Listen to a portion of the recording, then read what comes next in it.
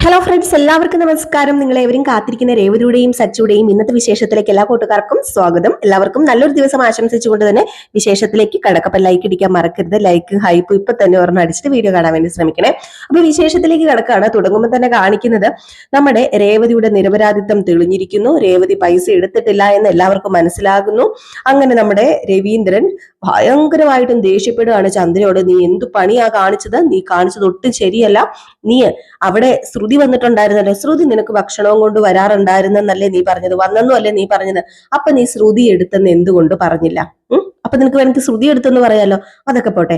ആ ഒരു സമയത്ത് ചിലപ്പോ വർഷം ഇവിടെ വന്നിരുന്നെങ്കിൽ നീ വർഷം എടുത്തെന്ന് പറയോ? ഇല്ല, അത് നീ പറയത്തില്ല. നിനക്കറിയാം ആളും തരവും കണ്ട് സംസാരിക്കാനായിട്ട്. രേവതി നിന്നെ വല്ലതും പറഞ്ഞിട്ടാണോ നീ അവളുടെയൊക്കെ ചെവിതല കൊടുക്കാതെ ഇങ്ങനെ ഓരോന്ന് കാണിച്ചുകൊണ്ട് നടക്കുന്നത്? അവള് ദ്രോഹിച്ചാലും തിരിച്ചൊന്നും പറയില്ലെന്ന് നിനക്കറിയാം. അതുകൊണ്ടാണ് നീ ഇങ്ങനെ കാണിക്കുന്നത്. മറ്റുള്ളവർക്ക് സങ്കടം ഉണ്ടാക്കുന്ന ഒരു വാക്ക് പോലും രേവതി പറയില്ല. രേവതിയുടെ സ്ഥാനത്ത് മറ്റു രണ്ടു മരുമക്കളാണെങ്കിൽ നിന്നെ വെറുതെ വിടത്തില്ലായിരുന്നു ചന്ദ്രേ. നീ ഓർത്തോ? അത് നീ മറക്കരുത്. അവളായതുകൊണ്ടാണ് എല്ലാം സഹിച്ചും ക്ഷമിച്ചും ഇവിടെ നിൽക്കുന്നത്. അല്ല, പക്ഷെ നീ ആയിരുന്നെങ്കിൽ എന്താ ചെയ്യുക? അത് പിന്നെ അങ്കിളെ, രേവതി ചേച്ചി ഒരു പാവ. ഞാൻ അങ്ങനെയൊന്നുമല്ല. ഞാൻ തക്കതായ മറുപടി തന്നെ കൊടുക്കും. എന്റെ മേലിൽ തെറ്റില്ലാതെ എന്റെ മെക്കിട്ട് വന്നാലുണ്ടല്ലോ, ഞാൻ അവരൊന്നും വെറുതെ ഒന്നും വിടത്തൊന്നുമില്ല. അത് ആരാണെങ്കിലും ശരി, എന്റെ അച്ഛനും അമ്മയാണെങ്കിലും പോലും ഞാൻ വെറുതെ വിടത്തില്ല. അപ്പോഴത്തേക്കും നമ്മുടെ സച്ചിക്കും അതുപോലെ തന്നെ ഊർജം കയറിട്ടോ. അങ്ങനെ സച്ചി പറഞ്ഞു, വർഷ പറഞ്ഞത് കേട്ടല്ലോ, ഇങ്ങനെ വേണം രേവതി, നീ തക്കതായ മറുപടി കൊടുക്കാതെ താന്ന് നിൽക്കുന്നത് കൊണ്ടാണ് നിന്റെ തലയിൽ കയറി കിടന്ന് ഇവിടെ ഡാൻസ് കളിക്കാൻ അറിയാവുന്നവർ ഡാൻസ് കളിക്കുന്നത്. അതിനുള്ള അവസരം ഉണ്ടാക്കി കൊടുക്കരുത്. അപ്പൊ നമ്മുടെ രവീന്ദ്രൻ പറഞ്ഞു, അതാണ് രേവതി മോളുടെ ഗുണം എന്ന് പറയുന്നത്. അവൾ ആരൊക്കെ എന്തൊക്കെ പറഞ്ഞാലും അവൾ ഇങ്ങനെയൊക്കെ പ്രതികരിക്കത്തുള്ളൂ. അവളുടെ മനസ്സ് വിഷമിച്ചാലും അവള് നിന്നോടൊന്നും പറയാൻ പോകുന്നില്ല. ഇപ്പൊ പോലും എനിക്ക് തെറ്റുപറ്റിപ്പോയി, ഞാൻ നിന്നെ അങ്ങനെ പറയരുതായിരുന്നു, സംശയിക്കില്ലായിരുന്നു എന്ന് നീ അവളോട് പറഞ്ഞോ? പറഞ്ഞോ ചന്ദ്രൻ, നീ പറ.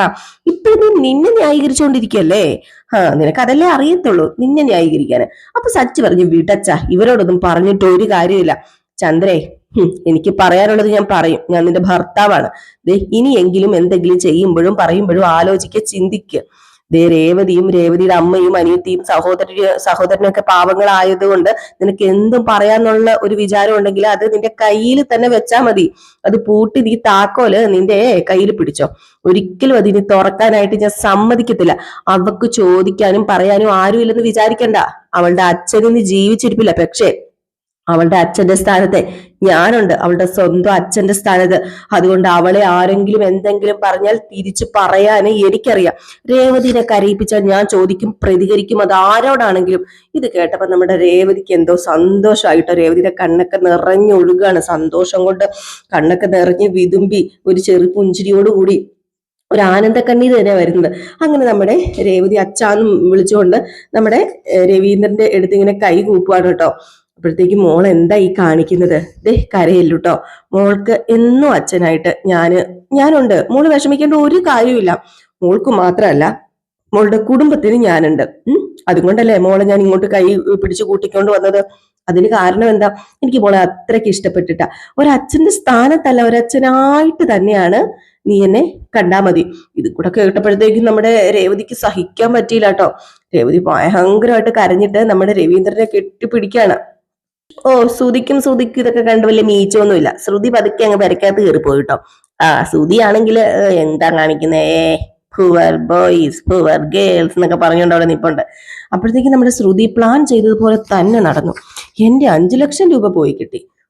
ഞാൻ മനസ്സിൽ എന്ത് തീരുമാനിക്കുന്നുവോ അതിന് ഓപ്പോസിറ്റ് ആയിട്ടാണല്ലോ എന്റെ ഈശ്വരം എല്ലാം നടക്കുന്നത്. ഇതിനിപ്പോ എന്ത് ചെയ്യുന്നു പറഞ്ഞുകൊണ്ട് നമ്മുടെ ശ്രുതി ചിരിച്ചല്ല, ഞാൻ ചിരിച്ചാണ് കേട്ടോ. ശ്രുതി ഇങ്ങനെ ആലോചിച്ച് നിൽക്കുകയാണ്. ശ്രുതി തന്നെ കുഴി കുഴിക്കും, അതിനകത്ത് തന്നെ പോയി ചാടും, അത് തന്നെ പരിപാടി.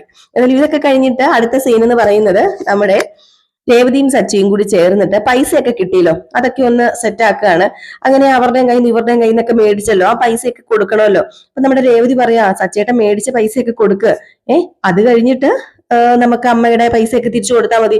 വേണ്ടടി, ഇത് അമ്മയ്ക്ക് കൊടുക്കുക, ഇത് അമ്മയ്ക്ക് കൊടുക്കാനുള്ളത്, ഇത് അമ്മയുടെ പൈസയല്ലേ. നമ്മളെ പോലെയുള്ള ആളുകൾക്ക് സ്വർണ്ണമൊക്കെ ഒരു ആഡംബരമല്ല, ഒരു ധൈര്യ. സ്വർണം നമ്മുടെ കയ്യിലൊക്കെ ഉള്ളത്, എന്തെങ്കിലും അത്യാവശ്യമൊക്കെ വന്നിട്ടുണ്ടെങ്കിൽ അത് നമുക്ക് ഉപയോഗിക്കാലോ. അതുകൊണ്ട് ആ സ്വർണ്ണം പണയം എടുക്കാൻ അമ്മയോട് പറയണം. അമ്മയുടെ സ്വർണ്ണം പണയം വെച്ചിട്ടല്ലേ പൈസ തന്നത്.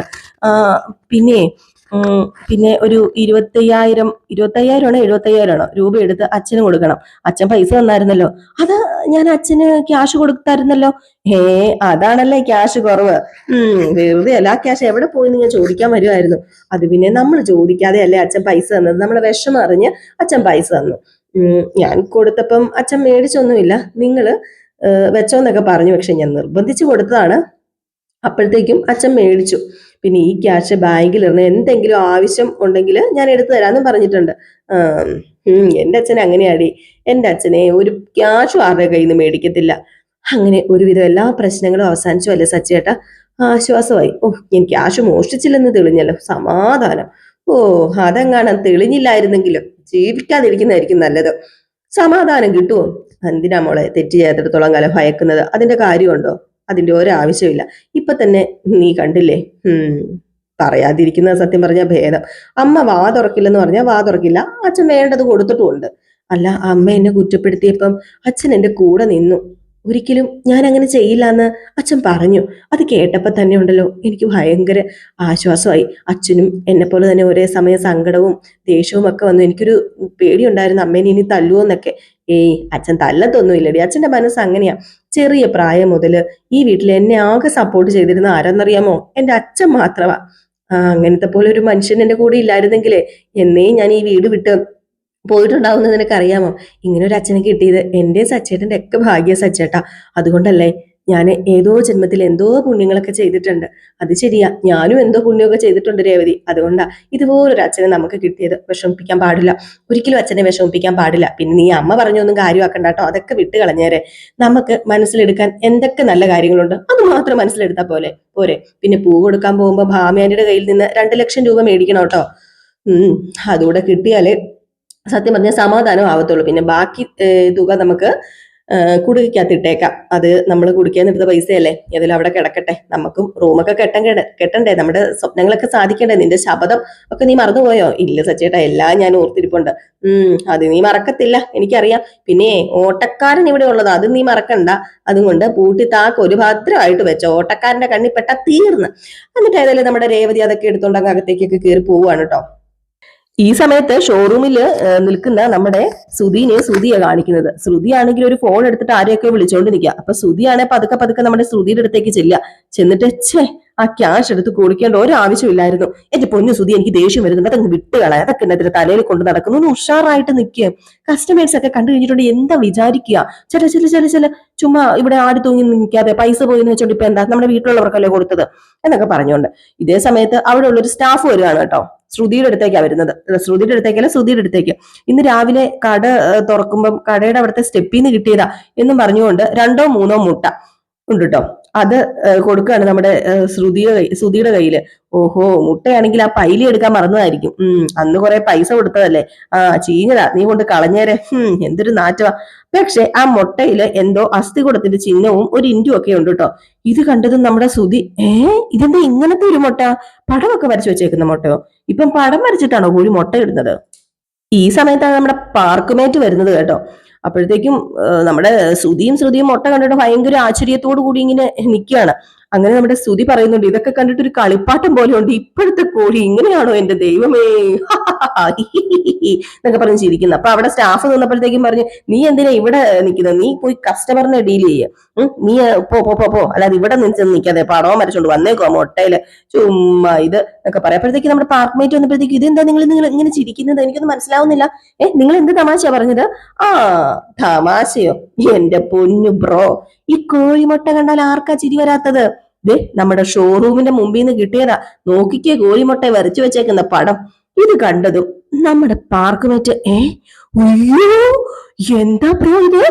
എന്റെ ദൈവമേ, കോഴിമുട്ടയോ? ഇത് മുട്ടക്കൂടോത്രം അല്ലാതെ ഇത് വേറൊന്നും അല്ല. ഇത് കോഴിമുട്ട അത് കൂടോത്രം ചെയ്ത് വെച്ചേക്കുന്നതാ. കൂടോത്രമോ? എന്താ ബ്രോ ഇങ്ങനെയൊക്കെ പറയുന്നത്? എന്റെ പൊന്നും ബ്രോ, കൂടോത്രം ചെയ്യാന്ന് കേട്ടിട്ടില്ലേ? കേട്ടിട്ടൊക്കെ ഉണ്ടെങ്കിലും ഞങ്ങളുടെ കടയിൽ ആരാ കൊണ്ടുപോയി കൂടോത്രം ചെയ്യുന്നത്? ഇത് മുട്ടക്കൂടോത്രം തന്നെയാ, ഇത് മുട്ടക്കൂടോത്രമാ. അയ്യോ എനിക്ക് പേടിയാവും. അപ്പൊ ശ്രുതിയും പെട്ടെന്ന് എണീറ്റു കേട്ടോ.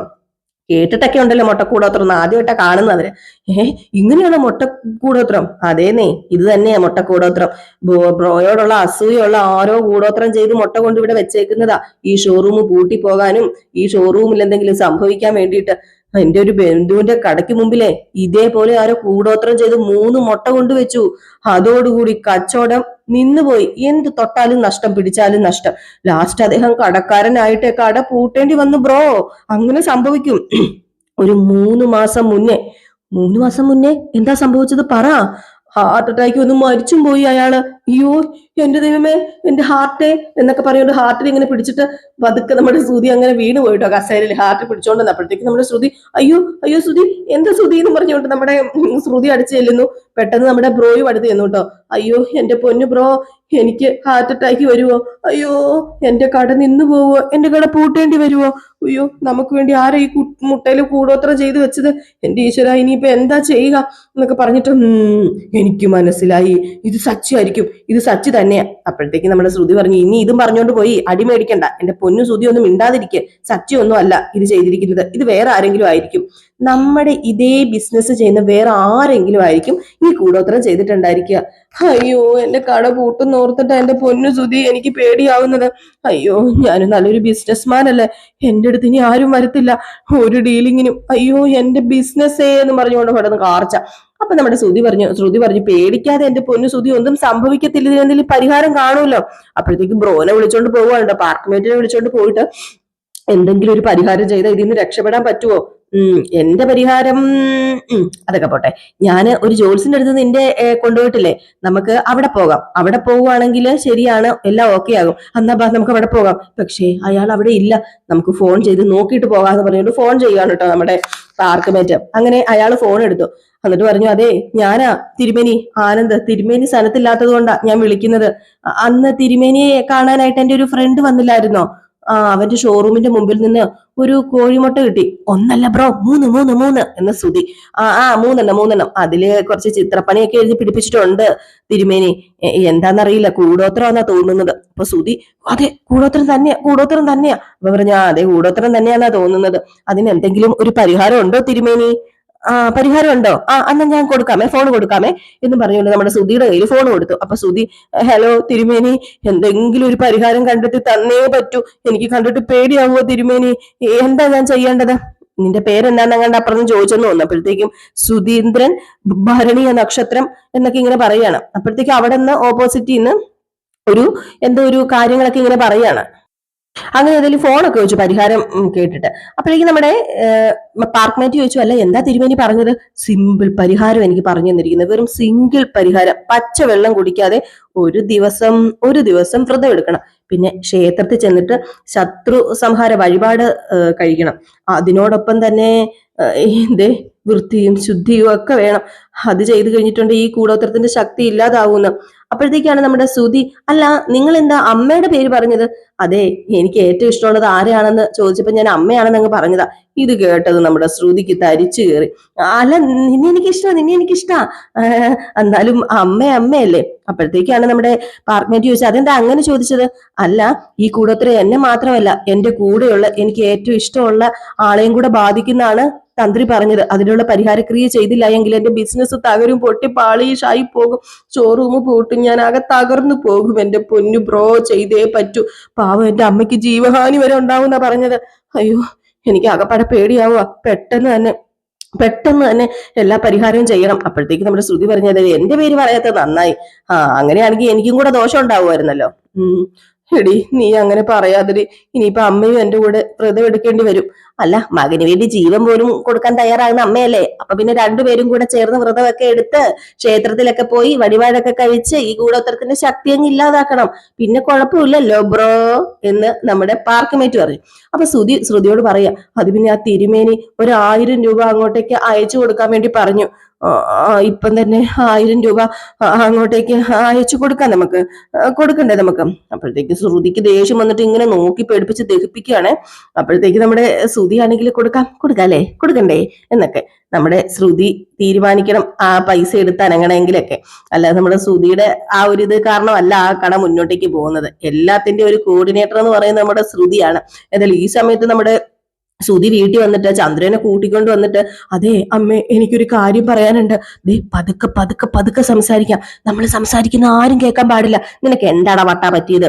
അത് പിന്നെ അമ്മേ, എനിക്ക് പറയാനുള്ളത് വേറെ ഒന്നുമല്ല, അമ്മയ്ക്ക് ഈ ലോകത്തിൽ ഏറ്റവും കൂടുതൽ ഇഷ്ടം ആരെയാ? അതെന്തൊരു ചോദ്യമാ? എനിക്ക് ഏറ്റവും ഇഷ്ടം എന്നോടാന്ന് എനിക്കറിയത്തില്ലേ? നിനക്കറിയത്തില്ലേ? ആഹാ, അമ്മ പറഞ്ഞത് കേട്ടല്ലോ, അമ്മയ്ക്ക് ഏറ്റവും ഇഷ്ടം അമ്മേനെയാന്ന്. അതുപോലെ എനിക്ക് പിന്നെ ഇഷ്ടം നിന്നെയാ. ആണോ? എന്നെയാണോ? അമ്മയെന്ന് വെച്ചാൽ എനിക്കും ജീവനാ അമ്മ, എനിക്കും ജീവനാ. അതുപോലെ തന്നെയല്ലേ അമ്മയ്ക്ക് എന്നെ ഇഷ്ടല്ലേ? ഞങ്ങൾ തമ്മിൽ അത്രയ്ക്ക് സിങ്കാ ശ്രുതിന്ന്. ശ്രുതി അവിടെ നിപ്പുണ്ടായിരുന്നു കേട്ടോ. അങ്ങനെ എന്റെ പൊന്നമ്മ, എന്റെ ചക്കര അമ്മ എന്ന് പറഞ്ഞുകൊണ്ട് നമ്മുടെ ശ്രുതി പിടിച്ചിങ്ങനെ ഉമ്മയൊക്കെ കൊടുക്കുക. അപ്പോഴത്തേക്കും ചന്ദ്രൻ, നീ ഇങ്ങനെ ഓവറായിട്ട് സ്നേഹം കാണിക്കരുത്, നീ എന്നെ കുഴി ചാടിക്കാൻ വേണ്ടിയല്ലേ ഇങ്ങനെ ഓവറായിട്ട് സ്നേഹം കാണിക്കുന്നതെന്ന് എനിക്ക് അറിയാന്ന് പറഞ്ഞപ്പോഴത്തേക്കും അമ്മ എന്തിനാ ഇങ്ങനെയൊക്കെ പറയുന്നത്? എടാ, ചുറ്റി വളയ്ക്കാത്ത കാര്യം എന്താണെന്ന് വെച്ചാൽ പറ, എന്താ സംഭവിച്ചത്, എന്താ ഉണ്ടായത്? അമ്മേ, എന്റെ ഷോറൂമിന്റെ മുമ്പില് 3 കോഴിമുട്ട. അതെന്താ, കോഴിക്ക് മുട്ടയിടാൻ വേറെ സ്ഥലം കിട്ടിയില്ല? നിന്റെ ഷോറൂമിന്റെ മുമ്പില് സ്ഥലം കിട്ടിയോളോ? അയ്യോ, കോഴി വന്ന് മുട്ടയിട്ടതൊന്നും അല്ല, ആരോ കോഴിമുട്ടയില് കൂടോത്രം ചെയ്ത് അവിടെ കൊണ്ടുവച്ചതാ. കോഴിമുട്ടയില് കൂടോത്രോ? എന്താ നീ പറയുന്നത്? ഇവൻ എന്താ ശ്രുതി പറയുന്നത്? സത്യമാണോ പറയുന്നത്? അതെ ആന്റി, സത്യ പറയുന്നത്. അതില് ചെറിയ ചിത്രപ്പണികളൊക്കെ ഉണ്ടായിരുന്നു, കണ്ണും മൂക്കും അസ്ഥികൂടം ഒക്കെ വരച്ചിട്ടുണ്ട്. അതൊരു സാധാരണ മുട്ടയല്ലേ ആന്റി, ആരോ കൂടോത്രം ചെയ്ത് കൊണ്ടുവച്ച മുട്ടയാ. അപ്പോഴത്തേക്ക് ശ്രുതി, എന്താ അമ്മ ഒന്നും മിണ്ടാത്തെ? അത് കൂടോത്രം ചെയ്തൊന്നും അല്ലായിരിക്കും ശ്രുതി, അത് കൂടോത്രം തന്നെ അമ്മേ. അത് ഞാൻ ആ ജോത്സ്യരെ വിളിച്ചിട്ട് കൺഫേം ചെയ്തു. ആണോ? അപ്പൊ കൂടോത്രമാണോ? അതെ അമ്മ, എന്റെ ബിസിനസ് തകർക്കാൻ വേണ്ടി എന്നോട് അസൂയുള്ള ആരോ ചെയ്തതാ ഈ കൂടോത്രം. അതുറപ്പാ, നിന്റെ ബിസിനസ് തകർക്കാൻ വേണ്ടി തന്നെയായിരിക്കും മോനെ. പെട്ടെന്ന് തന്നെ പരിഹാരക്രിയ ചെയ്യണമെന്നാ ജോത്സ്യം പറഞ്ഞിരിക്കുന്നത്. എന്താ പരിഹാരം? പരിഹാരം വളരെ സിമ്പിളാ. ഒരു ദിവസം നമ്മള് വ്രതം എടുക്കുക. അത്രേ ഉള്ളോ? അത്രേ ഉള്ളൂ. പക്ഷെ ദാഹിച്ച വെള്ളം പോലും കുടിക്കാൻ പാടില്ല. അതിനുശേഷം കുളിച്ച് ക്ഷേത്രത്തിൽ പോയി ശത്രുസ്തഭാര പൂജ ചെയ്ത് നമ്മൾ നല്ലോണം പ്രാർത്ഥിക്കണം. ഓ, നിനക്ക് അത്ര പേടിയാണെങ്കിലേ നീ ഒരു കാര്യം ചെയ്യ്. നീ രാവിലെ തന്നെ വ്രതം എടുക്കുന്ന ആളെ വൈകിട്ട് അമ്പലത്തിലും പോകാം. അത് പിന്നെ ഒരു കുഴപ്പമുണ്ടമ്മേ, പരിഹാരം ഞാൻ മാത്രം ചെയ്താൽ പോരാ, എനിക്ക് ഏറ്റവും ഇഷ്ടമുള്ള ഒരാളും കൂടെ ചെയ്യണം. ഞാൻ അമ്മയുടെ പേരാ പറഞ്ഞത്, അപ്പൊ അമ്മയും ചെയ്യണമെന്നാ തിരുമേനി പറഞ്ഞത്. ഞാൻ ഒന്നും കഴിക്കാതിരിക്കണമെന്നോ? എന്നെ കൊണ്ടൊന്നും പറ്റത്തില്ല, ഞാൻ പോവാ. എന്റെ പൊന്നമ്മേ, ഞാനൊന്ന് പറയുന്ന കേക്ക്. എടാ, ഞാൻ എന്തിനാടാ വ്രതം എടുക്കുന്നത്? ആ ജോത്സ്യം പറഞ്ഞതാ. എന്നോട് ചോദിച്ചു, നിനക്ക് ഈ ലോകത്തിൽ ഏറ്റവും കൂടുതൽ ഇഷ്ടം ആരെയാണെന്ന്. ഞാനപ്പൊ പറഞ്ഞു, എനിക്ക് ഏറ്റവും കൂടുതൽ ഇഷ്ടം എന്റെ പൊന്നമ്മേനെയാണെന്ന്. എടാ, എന്തിനാടാ എന്റെ പേര് നീ പറയാൻ പോയത്? ഞാൻ പറഞ്ഞു, എങ്കിൽ നിന്റെ അമ്മയുടെ കൂടെ നിന്റെ അമ്മയും പരിഹാരം ചെയ്യണമെന്നാ പറഞ്ഞത്. ചെയ്തില്ലെങ്കിലേ എന്റെ അമ്മയ്ക്കും പ്രശ്നം ഉണ്ടാവുന്ന പറഞ്ഞത്. നിന്നോട് ആരാ എന്റെ പേര് പറയാൻ പറഞ്ഞത്? നിനക്ക് നിന്റെ കെട്ടിയോളുടെ പേര് പറഞ്ഞാൽ പോരായിരുന്നു? നിന്റെ ഭാര്യ ഉള്ളപ്പോ നിനക്ക് ഭാര്യയുടെ പേര് പറയത്തില്ലേ? അപ്പോഴത്തേക്ക് നമ്മുടെ ശ്രുതി പറഞ്ഞു, അപ്പൊ എനിക്ക് എന്തെങ്കിലും പറ്റിയാലും ഒരു കുഴപ്പമില്ലേ? അതങ്ങനെയല്ല ശ്രുതി, നീ ചെറിയ പ്രായമല്ലേ. അല്ല, നിനക്ക് ഭക്ഷണം കഴിക്കാതിരുന്നാലും കുഴപ്പമൊന്നുമില്ലല്ലോ. ഞാൻ അങ്ങനെയാണോ? എനിക്ക് ഒരു നേരം പോലും ഭക്ഷണം കഴിക്കാതിരിക്കാൻ പറ്റത്തില്ല. കഴിച്ചില്ലെങ്കിൽ എനിക്ക് ഗ്യാസ് വരും, തലകറങ്ങി വീഴും, വയറ് കിടന്ന് കത്തും. എടാ മോനെ സുധി, നീ നിന്റെ കെട്ടിയോളെ കൊണ്ട് എടുപ്പിക്കടാ, എനിക്ക് വയ്യടാ. അമ്മ എന്താ അമ്മ ഇങ്ങനെ? അമ്മ പറയാറില്ലേ എന്നെ അത്രയ്ക്ക് ഇഷ്ടമാണെന്ന്? അതുകൊണ്ടല്ലേ സത്യം പറഞ്ഞു കഴിഞ്ഞിട്ടുണ്ട് ഞാൻ ഇങ്ങനെ തിരുമേനിയോട് പറഞ്ഞത്. പോടാ, എനിക്ക് നിന്നെ ഇഷ്ടമാണ്. ആദ്യം എന്നോട് പറഞ്ഞതല്ലേ എന്നെ ഇഷ്ടമാണെന്ന്, അത് ഈ മുഖത്ത് എഴുതി വെച്ചിട്ടുണ്ടല്ലോ. എന്തൊക്കെ പറഞ്ഞാലും ഞാൻ വ്രതം എടുക്കില്ല മോനെ, എനിക്ക് പറ്റത്തില്ല മോനെ. അമ്മേ, വ്രതം എടുത്ത് ഇതിന് പരിഹാരം ചെയ്തില്ലെങ്കിലേ എന്റെ ബിസിനസ് പൊളിഞ്ഞ് എല്ലാം തകർന്ന് തരിപ്പണമായി പോവും. പിന്നെ ഞാൻ പിച്ച എടുക്കേണ്ടി വരും, പിച്ച. എന്റെ അമ്മ മരിച്ചു പോകും, പിന്നെ എനിക്ക് അമ്മ ഇല്ലാണ്ടാവും. ഞാൻ മരിച്ചു പോകുന്നോ? എന്താ നീ എന്താ പറയുന്നത്? അല്ല, ആ ജോത്സ്യം പറഞ്ഞതാ അമ്മ മരിച്ചു പോകുന്നൊക്കെ. അമ്മയ്ക്ക് ജീവഹാനി വരെ ഉണ്ടാകുന്ന പറഞ്ഞത്. അതിന്റെ അർത്ഥം എന്റെ അമ്മ മരിച്ചു പോകുന്നു തന്നെയല്ലേ? അയ്യോ, ഇനിയിപ്പോ എന്താ എന്റെ ഈശ്വര ചെയ്യുക? ഞാൻ മരിച്ചു പോകുന്നു എന്ന് പറഞ്ഞ് കണ്ണു തള്ളി നിൽപ്പുണ്ട് നമ്മുടെ ചന്ദ്ര. ഏതായാലും ഈ സീൻ കാണിച്ചിട്ടാണ് ഇന്നത്തെ വിശേഷം അവസാനിക്കുന്നത്. അപ്പൊ എല്ലാവരും കാത്തിരിക്കുക അടുത്ത വിശേഷത്തിനായിട്ട്. അടുത്ത വിശേഷവുമായിട്ട് കാണാം. Tata, bye bye. ലൈക്ക് അടിക്കാൻ മറക്കരുതേ.